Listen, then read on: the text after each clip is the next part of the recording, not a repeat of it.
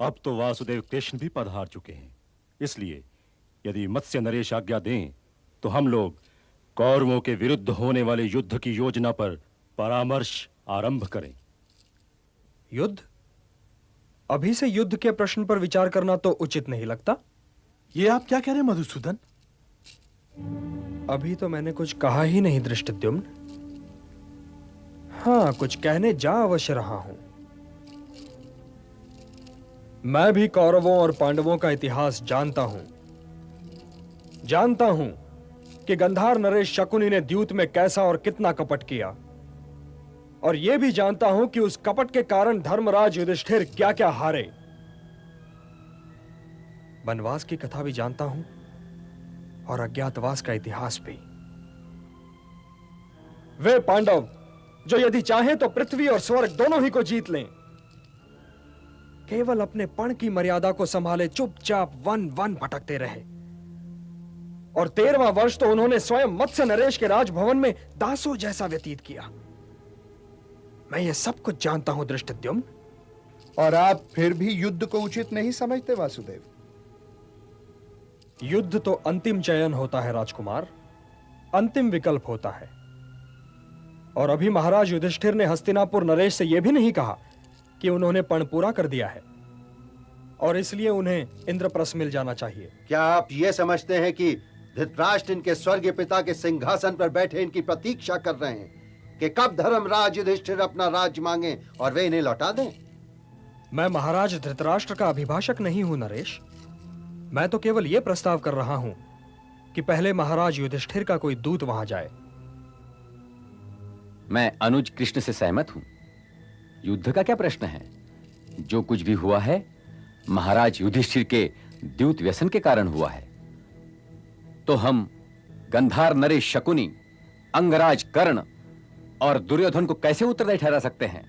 इसलिए यही उचित है कि कोई ऐसा व्यक्ति दूत बनकर हस्तिनापुर जाए जो महाराज को युधिष्ठिर का दृष्टिकोण समझा सके, वो भी आक्रामक स्वरों में नहीं वरन नम्रता के साथ। ये रक्त संबंधियों की बात है।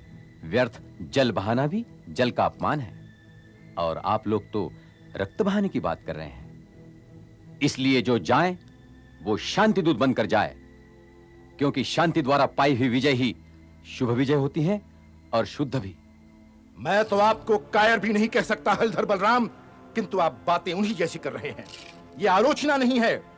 मुझे तो इस पर आश्चर्य है कि यहाँ एकत्र वीर महावीर आपकी ये बातें चुपचाप सुन कैसे रहे हैं, सहन कैसे कर रहे हैं। मुझे कृपया ये भी बताइए कि महाराज युधिष्ठिर अपना हाथ पसारे वहां क्यों जाएं? वो भिक्षा नहीं मांग रहे, अपना अधिकार मांग रहे हैं। कृपया अधिकार को भिक्षा मत बनाइए। मैं शब्दों का दुरुपयोग करना नहीं चाहता। मैं दुर्योधन के साथ नम्र बनकर नम्रता का अपमान नहीं कर सकता। मैं उसे शब्दों द्वारा नहीं, अपने बाणों द्वारा टोकूंगा। यदि उन्होंने धर्मात्मा युधिष्ठिर के चरण स्पर्श करके क्षमा नहीं मांगी, तो मैं दुर्योधन को उसके मित्रों और शुभचिंतकों समेत यमलोक भेज दूंगा। हे बलराम, ये मेरा अभिमान नहीं बोल रहा है, परंतु आप ही बताइए कि गांडीवधारी अर्जुन का सामना उधर से कौन कर सकता है? चक्रधारी कृष्ण के चक्र का उत्तर किसके पास है? सर्वश्रेष्ठ गदाधर भीम को रणभूमि में देखकर किसका पित्ता पानी नहीं हो जाएगा? धृष्टद्युम्न और महारानी द्रौपदी के 5 महारथी पुत्रों के सामने कौन टिक सकता है? अभिमन्यु के प्रताप से कौन बच सकता है? उससे कौन आंखें मिला सकता है?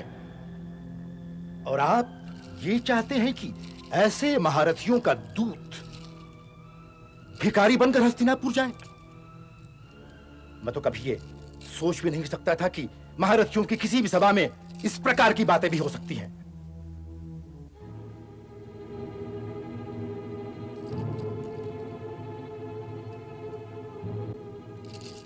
और हे हलधर, क्या आप ऐसा ही सोचते हैं कि दुर्योधन महाराज धृतराष्ट्र को इंद्रप्रस्थ लौटाने देगा? क्यों नहीं लौटाने देगा? महाराज के आदेश पर द्यूत में जीती हुई सारी पांडव संपत्ति क्या उसने एक बार लौटा नहीं दी थी? और फिर वहां गंगा पुत्र भीष्म, द्रोणाचार्य और कृपाचार्य जैसे आदरणीय महापुरुष भी उपस्थित हैं। वे न्याय करेंगे। उन महापुरुषों के न्याय की गाथा तो मेरी पुत्री द्रौपदी से सुनिए। हे मधुसूदन, आपको ये सब बतलाने की आवश्यकता नहीं कि गंगापुत्र भीष्म, आचार्य द्रोण, कृपाचार्य और महात्मा विदुर के होते हुए भी पांडवों पर कैसे कैसे अत्याचार हुए। जब मैं अपनी पुत्री द्रौपदी के अपमान के विषय में सोचता हूं तो मेरी नसों में लहू यूं खोलने लगता है जैसे मेरे अंदर का ज्वालामुखी फटने वाला हो। पांडवों ने किसी मर्यादा का उल्लंघन नहीं किया।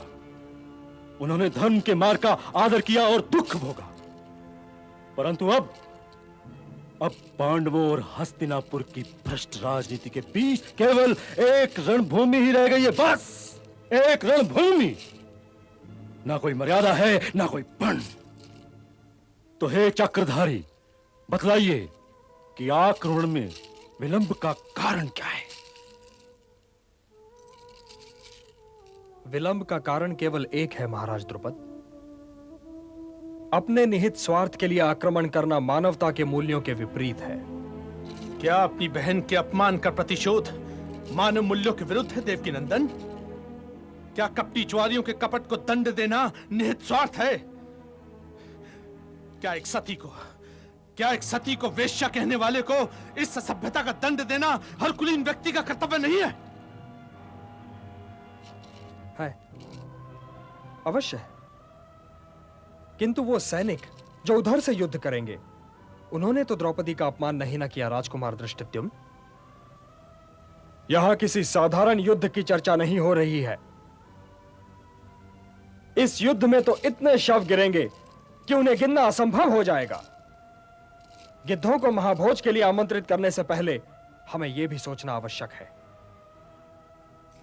ये अनगिनत शव अपने कंधों पर उठाने के लिए आप तैयार हैं महाराज द्रुपद?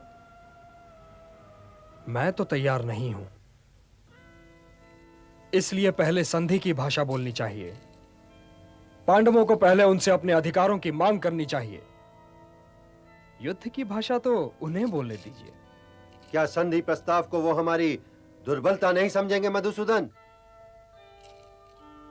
वहां सभी लोग दुर्योधन की भांति नासमझ नहीं है विराट नरेश।